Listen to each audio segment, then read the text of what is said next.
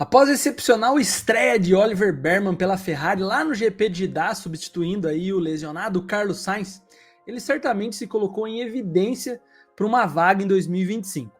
Além disso, ele também adicionou um elemento emocionante ao que já sabemos que seria um ano bem louco aí no mercado de pilotos.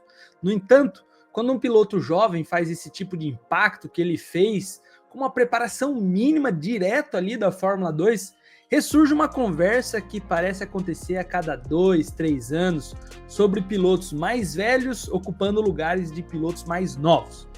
Toda vez que essa conversa surge, há sempre um nome que imediatamente é mencionado e esse nome é de Fernando Alonso. Após o GP de Jeddah, o Ralf Schumacher, falando sobre a estreia dele e a dificuldade para os jovens pilotos em geral, disse o seguinte: o dinheiro pode vencer o talento porque você tem tanto tempo em um kart ou em um carro que pode aprender como fazer, mas também para quebrar esse círculo vicioso para que os jovens pilotos tenham uma chance novamente, e em vez disso, agora os 42 estão conseguindo ter. Nada contra Alonso, mas não pode ser o objetivo da Fórmula 1 ficar mais velho e mais velho. Do lado do Schumi, também teve a especialista, repórter da Sky Sports, a Naomi Schiff, mencionou: existem alguns pilotos que bloqueiam lugares no grid por várias décadas. Isso não quer dizer que eles não mereçam seus lugares, mas seria ótimo ver pilotos jovens surgindo. Essa conversa sempre me frustrou sempre que vi fãs ou até a mídia trazendo à tona, porque na minha opinião, o objetivo da Fórmula 1 não deveria ser um grid mais jovem ou mais velho, e sim deveria ser um grid mais competitivo possível. E não me importaria se o Fernando Alonso continuasse correndo até os 50 anos, desde que ele ainda fosse um dos melhores pilotos do grid e estivesse vencendo seus colegas de equipe, já que ele não é um novato.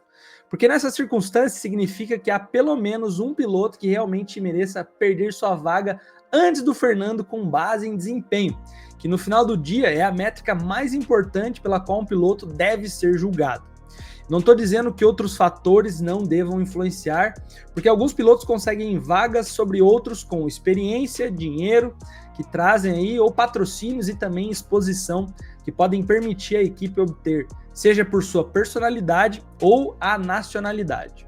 Mas no final do dia, desde que estejam superando seus companheiros de equipe no mesmo carro, isso, para mim, supera quase qualquer argumento que não favoreça a permanência de pilotos mais velhos no grid.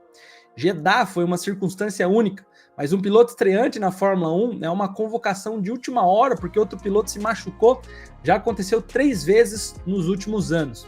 No entanto, além desse tipo de específica circunstância em geral, concordo que os jovens pilotos não têm oportunidade suficiente. Mas isso também não é culpa de pilotos como Alonso ou Hamilton, é mais devido à falta de oportunidades de testes com todas essas restrições de testes que a gente tem. Além disso, é devido ao fato de haver apenas 10 equipes com apenas 20 lugares disponíveis. O que é um problema sério, difícil de se resolver, quando as próprias equipes são muito gananciosas para permitir que uma equipe credível como a Andretti entre na Fórmula 1 e que crie 2 novos lugares. Quando você olha para Alonso e Hamilton, até mesmo agora, eles mais do que justificam seu lugar no grid, à frente de alguns pilotos mais jovens que também têm muita experiência. No caso de Lewis, por exemplo, mesmo que ele tenha tido um começo difícil no ano, não esqueçamos que no ano passado ele dominou o companheiro de equipe mais jovem no campeonato. Quanto a Fernando Alonso, as pessoas não estavam pedindo para ele abrir caminho aí para pilotos mais jovens há um ano atrás, né? Quando ele estava marcando todos aqueles pódios, carregando a Aston Martin sozinho nas costas para um 5º lugar nos construtores. No entanto, existem também pilotos atualmente abaixo do esperado e mantendo um lugar que poderia ser ocupado por pilotos mais jovens. Um deles, obviamente, é Lance Stroll. Lance foi trazido para a equipe aí pelo seu pai e no passado. E eu descrevi como estando de forma artificial. Ele não conquistou naturalmente as suas vagas com base em desempenhos ou por ser um melhor em relação a outros pilotos. Ele foi artificialmente inserido nessa equipe porque o pai dele é o dono. Porque seu pai é o cara que comanda a equipe. E nas 5 temporadas completas com a equipe sob vários nomes, ele venceu um único companheiro de equipe. O problema para o Lance é que seu nível de habilidade limita aí um potencial máximo da equipe. A Aston Martin se expandiu para desafiar por pódios e vitórias, como vimos na temporada passada. Mas o problema é que, quando eles têm um carro capaz desses resultados, apenas um dos seus pilotos realmente é bom o suficiente para alcançá-los, especialmente Se o Alonso sair, não vai ter mais isso, né? Porque não se pode ter um novato do lado de Lance Stroll na formação de pilotos. Eles absolutamente têm que ter um piloto garantido de alto nível e pelo menos um dos carros. Eu mencionei que o Carlos Sainz, para mim, é o candidato perfeito como substituto de Alonso ou colega de equipe de Alonso. A equipe atualmente também tem o Drogovic ali nos registros, né? Tá ali nos bastidores esperando por uma oportunidade. E na única sessão de treinos que ele fez com o Lance Stroll na temporada passada, ele terminou à frente e parecia mais do que respeitável ter esse lugar. Quando ele venceu o título da F2 em 2022, ele dominou pilotos como Theo Pourchaire, Liam Lawson e também o Logan Sargent, esse que ocupa uma vaga aí no grid.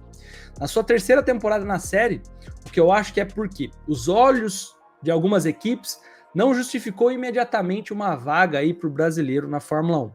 Mas eu acredito que seu maior problema seja tanto o momento quanto a equipe com o qual ele está alinhado. A Aston Martin mal tem uma vaga disponível se o Stroll permanecer e também não vejo a Aston Martin sendo capaz de encontrar um lugar para Drogovic em uma das outras equipes. Outro piloto que está sendo pressionado depois das primeiras corridas é, obviamente, Daniel Ricciardo. Liam Lawson é o jovem piloto que seria o substituto óbvio de Ricciardo, dado ao quão impressionante ele foi nas poucas corridas que ele fez na temporada passada. Ainda há muitos fãs que sentiram que não estava totalmente justificado ter o Daniel Ricciardo por lá, dadas as performances de Liam Lawson. Daniel Ricciardo permaneceu na Red Bull, em parte porque comercialmente ele é muito valioso para a equipe, mas principalmente porque está sendo avaliado como um potencial substituto para o Checo para 2025. Mas essas performances aí estão colocando ele longe de alcançar esse objetivo. No entanto, para que isso seja sequer uma possibilidade, ele não apenas tem que bater aí no Tsunoda, mas ele tem que estar dominando o japonês. E até agora tem sido muito o contrário. Com o ritmo bruto e a qualificação de Ricciardo parecendo muito preocupante e reminiscentes aí do seu tempo lá de McLaren. Quando você tem um piloto jovem, genuíno, que merece uma chance, embora as pessoas amem Ricciardo pelo personagem que ele é e o piloto que ele foi no passado, se ele não conseguir encontrar essa forma de vencer Yuki, então eu acho que ele começa a se encaixar na categoria de pilotos velhos que estão tirando, sim, lugares de pilotos mais jovens e merecedores. Sob pressão também temos Kevin Magnussen, que realmente ajudou a equipe durante momentos difíceis quando estava enfrentando problemas com seus antigos jovens pilotos, Nikita Mazepin e Mick Schumacher. Isso levou a equipe a abandonar completamente os jovens pilotos novatos quando o Gutensteiner ainda era chefe de equipe, e em favor de uma formação de pilotos mais sensatos e experientes, como o Hülkenberg, quando se juntou à equipe aí também. No entanto, depois de impressionar em 2022, Magnussen realmente começou a decepcionar em 2023, ao ponto definitivamente de ser sim um piloto agora sob pressão.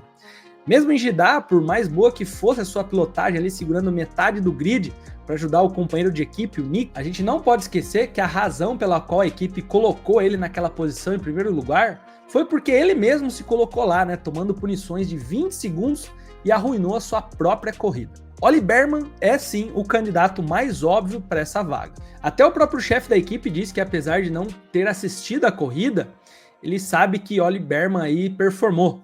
E obviamente não pôde porque estava ocupado tomando conta da sua própria equipe nas sessões ali de treinos, etc.